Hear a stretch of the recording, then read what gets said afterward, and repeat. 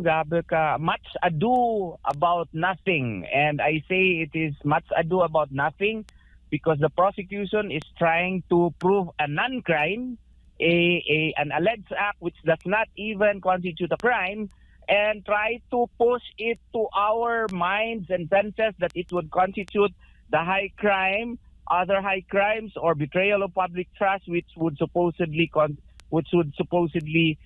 be used as a ground for impeachment. Kaya nga grabe ang kung sa Bisaya pa ni grabing usik sa oras nga wa lang gihapoy kapaingnan. Opo. It does not prove a crime, and granting for the sake of argument that it constitutes a minor crime, it does not constitute as a ground for impeachment. Opo. Paano ho nyo nasabi, attorney, na wala pong krimen nangyari doon Well, sa... it's not a crime because there is even a grave doubt na kung grave threats ba yung ginawa. Kasi hindi kasi binibigyan ng ng emphasis ng prosecution yung buo ng pagkasabi, yung kung patay na ako, ipapatay nyo. Kasi how can there be a crime kung patay na siya? It will only operate when she is already dead, no? So, and granting for the sake of argument, yung konteksto ng pagkasabi doon has to be taken into consideration. And besides, nakalimutan ng prosecution yung pag-establish ng origin, no, ng origin. It would take a non-lawyer to emphasize that, si Senator Robin Padilla pa. Kasi bakit importante yan? Dapat yung pinaka-tao na nag-tape ng conversation should be the one who should be presented in evidence. Yung raw file ang kukunin doon. Ang prinob nila, yung nakikita lamang sa sa social media na. How would you prove that it is not infected by artificial intelligence? How would you prove that it has not been edited or it has not been amended already? No? So what they were proving is a tape that was already spread or can be seen in the social media. They were not proving the original, the very raw file that was taken of the Vice President. Kasi with the advent of artificial intelligence now, na pwede mo ma-alter yung mga statements, no? Posible talaga na meron yang mga interventions na. So kaya nga importante sana dun sa prosecution to prove the origin of the original tape, no? Kung sino yung kumuha talaga nung tape recording, and show the chain of custody, how it was preserved, and then how it was presented in court. Yun ata ang nakakalimutan ng prosecution. Inassume nila na kung ma-prove nila yung kikita sa social media, ayun na yun. Maling-mali yun. If you want to prove a video recording in a court trial, such as an impeachment court, you are supposed to determine who actually took the original video recording and try to prove that it was the raw file such that it was never altered nor amended, nor any interventions have been undertaken prior to the presentation in the actual court. Yun ata ang nakakalimutan dito. Opo. At sinasabi, attorney, wala bang exemption daw? Baga, sinasabi nitong testigo na ito ni NBI agent John Mark Calilong na it is publicly available. Kaya nga it proves the weakness of the case of the prosecution. Just because it is publicly available does not mean that you have already proven the authenticity of the videotape. You may have proven the authenticity of the publicly available tape, but you do not prove the actual interview that was done vis-a-vis Vice President Sara Duterte. Yung tao na yung tao na nag-interview sa kanya, yun sana i-present mo, or any person na present doon sa interview in the actual interview. Yun ang pinaka-importante sa tingin ko doon. Opo. At tama rin hubang itong testigo na magsalita na doon sa pagiging sinasabi kasing hindi po siya AI altered o baga hindi po siya ginawa through AI dahil mahigit 2 oras po hindi po kaya daw ng AI. Ganun ang video gagawin, attorney. Well, that is his opinion pero kung i-analyze mo 2 weeks lang ata yung training niya. Yes. How can he certify that? His expertise on the matter has not been established. May mga AI nga tayong nakikita na movies na Tag-3 oras salida na sini. O yung pinapalabas na nasa AI lahat. So I don't think that is a correct statement because AI now is capable of almost anything. Opo. Kaya nga naman ay napatanong si Senator Robin Padilla doon sa kanyang credentials, attorney. At alam mo, Yes. marami po mga bashers na pinagtatawanan po si Senator Robin Padilla. Bakit daw ganun po yung kanyang paglilinaw, pagtatanong doon sa testigo. Sa korte ho ba, madalas katanggap-tanggap ho ba kung ganito yung magiging credentials ng isang testigo? Lalo 2 weeks lamang po ang kanyang expertise o baga experience pagdating po sa pag-authenticize ng photo at video. Well, yung yung kung nangyayari yan sa korte, yung defense counsel would normally and almost always question his expertise and capacity to testify on those issues, on those matters. Kasi nga po, I don't think a 2 weeks training would make you eligible or competent to testify on matters which would require years to study. So, tamang-tama po si Senator Robin Padilla nung ni-raise niya yung matter. It was a valid issue, should have been raised, and it is even surprising na yung non-lawyer pa ang nag-raise nun. Kasi importante kasi yung expertise nun, yung credentials ng taong nagsasabi na kung wala bang AI doon. Kasi yung tao na may sapat na training lamang ang makapagsabi nung ganun. Kung 2 weeks lang, legitimate talaga na i-question yun. At saka si Senator Padilla lang ata ang nag-raise nung raw files, yung origin, because a process of authentication in an actual trial is you have to prove the origin of the videotape. And when you say origin, the raw file is the subject matter thereof, meaning sino talaga yung kumuha at the very interview. Hindi kung nakikita mo na lang yan publicly available. What you are proving is the publicly available tape. You are not proving the actual interview itself. Tainted na yun. How Opo. can it prove that it was in fact VP Sara who uttered those? This is being technical about it, but this is how matters are proven in court. Opo. Dahil ito'y impeachment, Senate Impeachment Court, attorney, at kakaiba nga daw itong korte na ito dahil may halong political.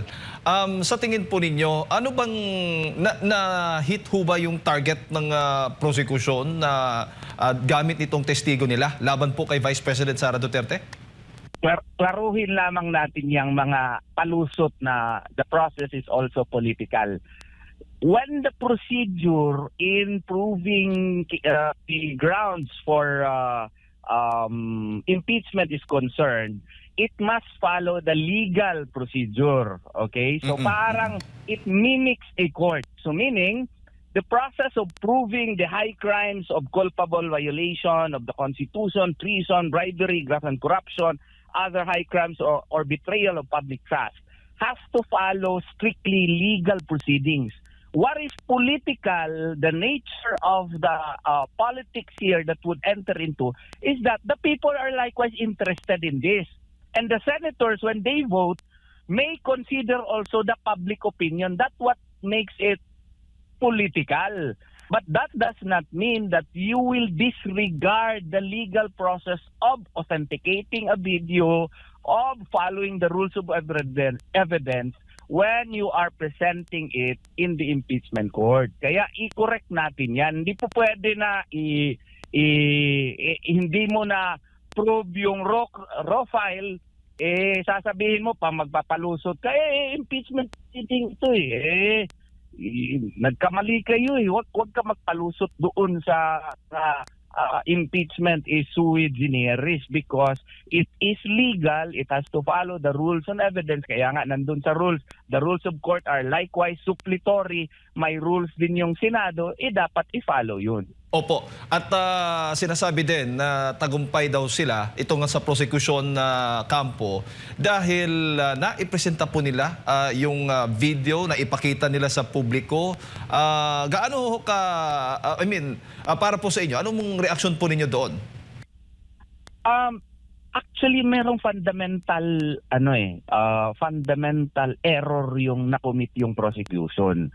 Yung pagbubunyi nila, na panalo na sila kasi na-present nila yung video, nakalimutan nga nila yung video na na-present niya, yung publicly available.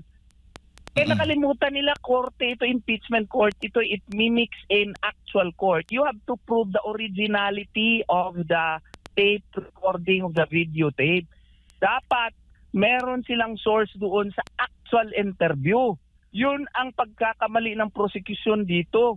Bakit hindi man lang sila nag-effort na magtanong sino ang nag-interview talaga on the day itself of the interview kay VP Sara Duterte? Saan yung raw file na yun para masigurado tayo na yung sinasabi dito sa publicly available na videotape ay yun talaga yun. That is being legal about it. Well, they may say, the other party may say, grabe ka naman, masyado ka naman technical. Yan ang burden ng prosecution Kung mang-aakusa ka, you have to follow the rules. Kung hindi mo nagawa yun, huwag ka magpalusot na magsabi ka na political din yung proceeding. Political when it comes to voting, when the senators have to consider also the public pulse when they render their decision on the matter. But the procedure is strictly legal, kaya nga may rules of impeachment at supplementary din yung rules of court. Opo. Normal ho ba sa korte na magbibigay po ng kanilang mga manifestation, mga opening statements tungkol po sa kaso sa prosecution at sa depensa, attorney? Hindi. That only applies in a jury system, in America. May mga opening statement, may mga closing statement. Pero inalaw ng impeachment court Wala nga din yan sa sa Senate rules on impeachment.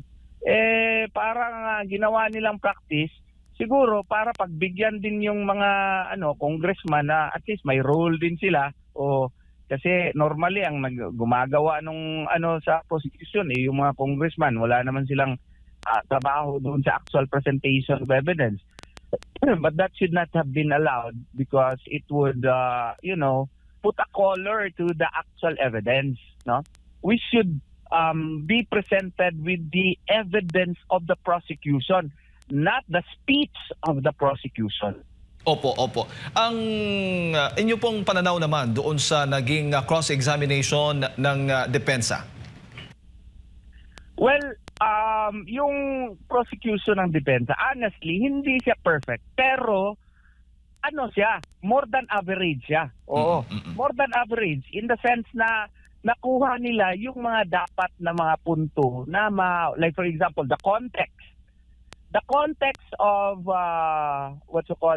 of the declaration, alleged declaration of VP Sara Duterte, since it was already presented, granting for the sake of argument that threats were in fact committed, it would not constitute anymore as a grave threat sa tingin ko. So if it did not constitute as a grave threat, granted, hindi ako nag-admit na gano'n kasi yun nga din ang makomment ko dun sa defense, dapat walang admission in so far as the authenticity of the video. Dapat consistent sila doon na, we are not conceding on the authenticity of the video simply because of the fact that there was failure to authenticate as to its origin. Ganon tara. But granting for the sake of argument that there was proper authentication, that the original was really presented, we say, ganon sana. Pero maski hindi nagawa yun, enough pa rin yun to prove na hindi na-prove yung what you call this, hindi na-prove yung impeachable crime na other high crimes. Kasi nga po, granting for the sake of argument na na-utter yun ni VP Sara Duterte, it does not reach the quantum of the high crime of culpable violation of the Constitution, treason, bribery, graft and corruption, or other high crimes, or betrayal of public trust. Kasi yung mga crimes na ipoprove natin for impeachment ay specific under the 1987 Constitution. So dapat matataas masyado ito ng mga level na krimen. So kung ang na-prove mo isang krimen na very minor, wala ding hindi rin sapat yun na ma-prove na impeachable, na na-prove mo yung impeachable crime required under the 1987 Constitution. Opo. Bago ko lang ipasa kay partner attorney, may ilang mga senator judges nagbibigay ng mga katanungan tulad ng Senator Robin Padilla at meron pang ilan na nagtatanong na dahil itong testigo na ito, unang testigo na si NBI agent John Mark Calilong ay baga wala namang naipakita, wala namang sinabing nag-hire itong si VP Sara ng assassin o hindi baga malinaw, attorney. Maaari ho bang itanong ng mga senator judges na doon sa prosekusyon o sa depensa ba o sa prosekusyon mismo na walang violation sa konstitusyon itong ginawa ni VP Sara o may limitasyon lang talaga itong pagtatanong ng mga senator judges? Well, that would really depend on the presiding officer, no? But the rule of thumb is dapat hindi ka magtanong ng mga conclusion of law. Ang itanong mo yung mag-elicit ka ng facts. Facts ang kukunin mo, hindi conclusion of law. Like for example, yung tanong na binabasi si kapatid Robin Padilla, pero ang galing nung tanong The question about the raw file, that is a question that would try to elicit fact and that is valid. Pero kung magtanong ka na, paano ito makakonstitute na other high crimes or betrayal of public trust? Ayun, asking for a conclusion. How can an NBI agent say that the utterance of the Vice President would constitute betrayal of public trust or other high crimes? That would be ultimately requiring a person to draw a conclusion of law which is not allowed in ordinary rules of evidence, much more in a rule in an impeachment proceeding. Yun lang po, i-determine mo kung ang senador ay nagtatanong drawing a question of fact or if it is drawing a question of law. Kung question requiring a fact, ayun, valid yun. Pero kung ang question requiring a conclusion of law, objectionable yun, hindi proper yun. Attorney Mayong Buntag, assalamualaikum. Waalaikumsalam. Yung sinasabi pong mga technical na pamamaraan sa pagdetermina sa authenticity ng video, sinasabi nyo nga po dapat sundin. Pero ang mga senator judge po, na-appreciate ba itong mga ganito? May patakaran po ba? Obligado sila na talagang sumunod dito sa mga ganitong pamamaraan? Kasi alam naman po natin, napaka-konti po ng mga abogado ng sa mga senator judges. Yes, dapat magkaroon sila ng crash course kasi parte yun sa kanilang tao. As a senator, you are mandated, no, supposedly not only personally but morally. Nagpa-elect ka na maging aralan mo 'yan. Oo. So, dapat alamin mo yung process of authentication, the requirement that the witness should trace the origin of a certain evidence, the chain of custody, and the way it is presented, and the how it was presented in court. No, all of these matters should be known by you. Kaya nga kinwestiyon ko rin yung pag-appoint ng presiding officer Kasi under the 1987 Constitution, Article 11, Section 3, Paragraph 6, it is necessarily implied therefrom na kung other officers, no, other than the President, dapat Senate President yung mag-preside. Bakit sila nag-elect ng Senate President na hindi pala bakit sila nagpili pa ng presiding officer na iba na nag-elect na sila ng Senate President? They should have known that. 1987 pa itong konstitusyon na ito eh. Pang-ilan na ito na impeachment process eh. Senators should be should have the decency as well as the morality to know the rules because they had themselves elected eh. Part na yun, consequence na yun sa desisyon nila na tumakbo pagka-senator. Opo, iugnay natin po doon naman sa inyo pong inihain na petisyon sa Korte Suprema. Para sa kaalaman ng ating mga kababayan, ano po yung mga prayers niyo po doon, Attorney? Yung iba kasi sinasaway tayo kasi ito na naman, no? Panggulo naman. Hindi po ito panggulo. Kasi nga po, yung impeachment proceeding, impeachment complaint na final ni against kay VP Sara Duterte, ay depektibo na masyado, di ba? Ang dami na ng rason nun. It violated the rights of VP Sara Duterte. It did not contain ultimate facts. Yung mga ebidensya ay wala nga naka-attach doon sa impeachment complaint at saka patong-patong na kamalian. Kaya nga nag-file tayo ng petition for certiorari para mapadismiss yun. Dagdag ng kamalian. Ngayon pa, nag-appoint sila ng presiding officer na grabe ito sulto kay Senator Wing Gatchalian kasi under Article 11, Section 3, Paragraph 6, it should be it is necessarily implied therefrom that it should be the Senate President who would preside kung ang presidente ang inihahadla ng impeachment complaint. Tapos, ang proseso pa nito ay hindi rin tama kasi yung Rule 2 ng Senate Rules na nagsasaad kung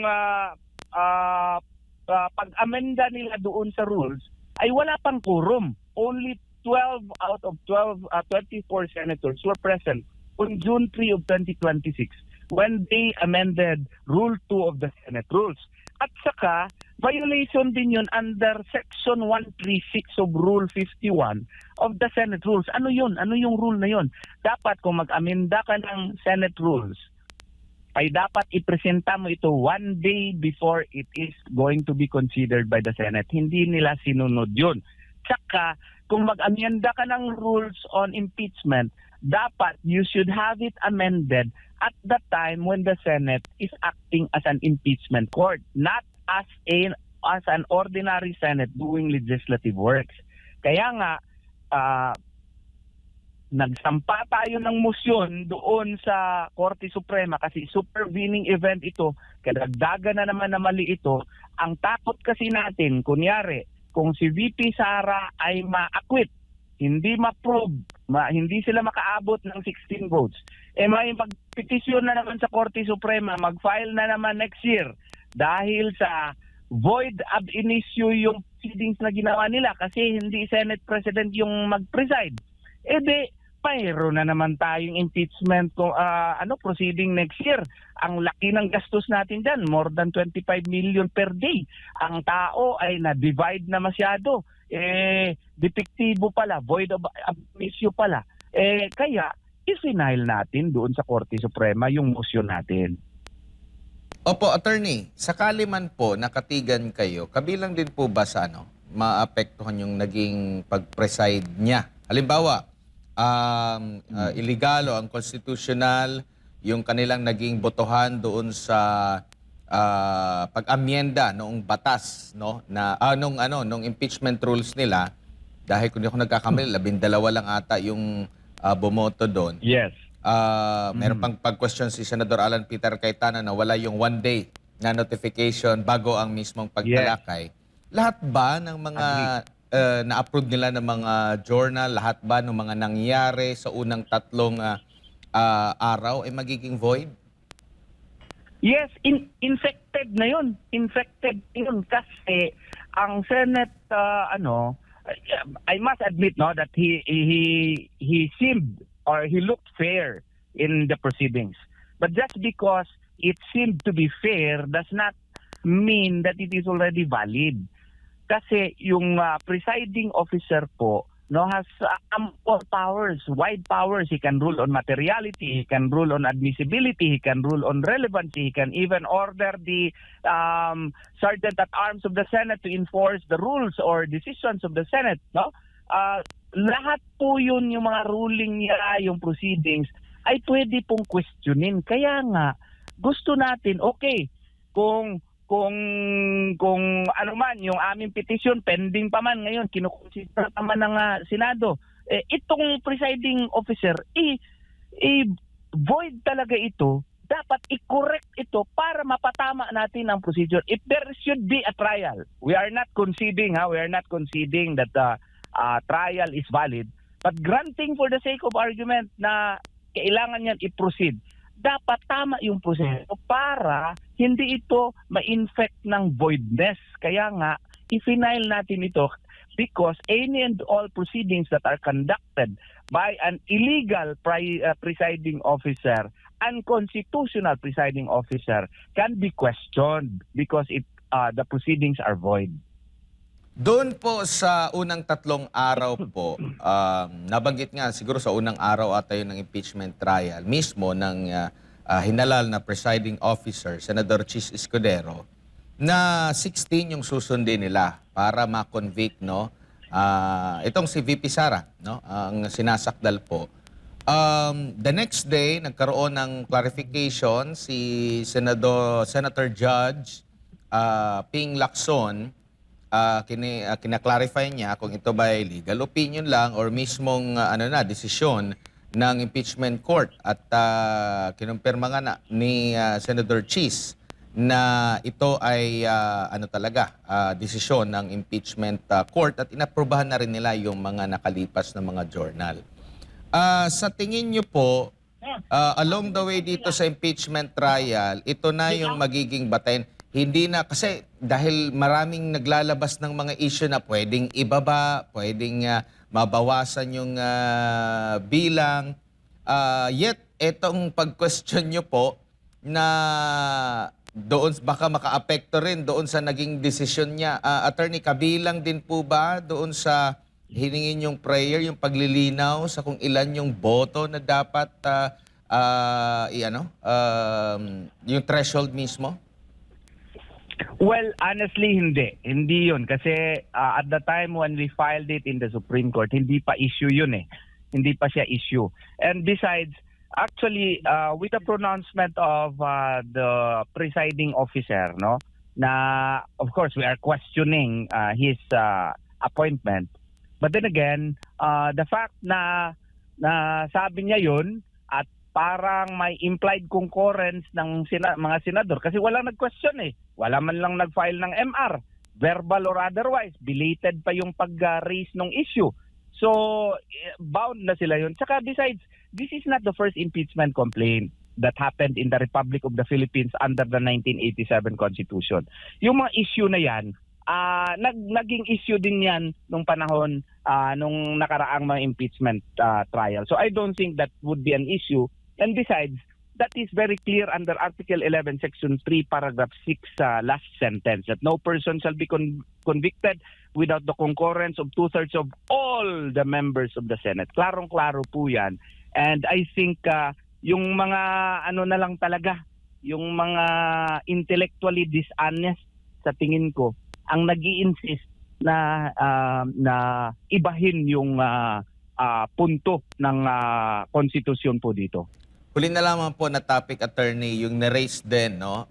Pinalutang din ni ni Senator Judge Alan Peter Cayetano yung posibilidad na makadalo sa pagdinig ang dalawang senador na nahawak ngayon ng otoridad o nakakulong. Kasi nga, yung mga witnesses nga, mga resource person na ginagamit or nakasama sa mga investigasyon sa Senado, sa Kamara, na nakabilanggo, pinapayagan nga. How much more itong mga senador po, attorney, sa pagkakaalam natin, hindi naman nawala yung kanilang pagiging miyembro ng Senado. Oo nga. Well, they remain members of the Senate, no? And I would just like to appeal to the good senses of the senators, no, na in the past, meron namang nangyari na ganito. On July 25 of 2007, yung Senate noon issued a resolution expressing the sense of the Senate that Senator Antonio Trillanes IV be allowed to participate in the session. Tapos in November 2008, no, a majority of senators, 14 out of 23, filed Resolution 765 amending the rules of the Senate by incorporating a rule to allow senators to participate in Senate sessions. Nangyari na yan. And not only that, the Senate also adopted Resolution number 373, May 4 of 2020, when they allowed via a resolution Senator De Lima to participate in via video conference, teleconference. Though it may be argued na hindi ito na fully implement itong mga resolutions na ito, but it proves na pwede itong gawain. Depende ito sa mga senador. So, sana gagawin nila ito kasi a senator can only cease to be a senator when he is dead, when he is fully incapacitated. Hindi naman The Senator Estrada, Senator De La Rosa, Senator Marcoleta are still senators and they're entitled to presumption of innocence. So therefore, they should be allowed to participate via video conference or other means. Kasi if you look at it, yung mga congressmen nga pati text message po pwede. Pati tawag lang po pwede. Pati video conference po pwede. Bakit hindi po pwede dyan sa senador? Huwag naman masyado sana ang politika. Kasi ang nakasalalay po dito ay interest po ng ating bansa. So sana naman, kung nagawa na ito noong 2007 and 2020, hindi nila ito. Kasi malay natin, baka sila na naman ang makasuhan next time. At sila na naman yung mapreso. O, di ba? Baka magyayari yan, baka may magkakarma niyan at tapos hindi naman sila i-allow na magboto via video conference. Ang karma, nangyayari yan. So, sana, we would like to invoke the good sense of the senators to pass a similar resolutions which the Senate did in 2007, 2008, and 2020. Singit ko lang, attorney, pwede bang makorek yung kine-question nyo po na sa pagiging presiding officer ni Senador Chis Escudero sa darating po nila na sesyon? Though mga ilang linggo pa yan, kasi parang sa during SONA, doon gagawin nilang legal lahat kasi 30 na sila po, attorney. Oo, pwede. Kung mag-introduce sila ng resolution, the amending resolution, di ba? Yung rule 2 kasi inamend nila pasa na naman sila ng resolution in order to amend or to restore the original provision, and then boboto sila, i-vote si Chis Escudero as Senate President. Corrected na yung problem, pero ang problema niyan, yung first 3 days, kung ano ang gagawin nila. Perhaps what they can do is also to pass a resolution, no, affirming what happened to the first 3 days, no, and they would yung ratify ba? They would ratify whatever that transpired in the first 3 Senate sessions. So in that way, perhaps legally, the mistakes that were conducted in the first 3 hearings can be corrected.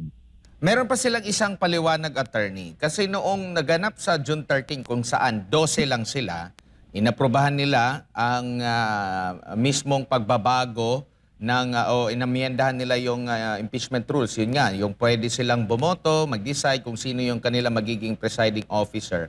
12 sila. Pero noong nagkaroon yata ng special session, inaprubahan yung journal noong session na yun na 12 pa sila.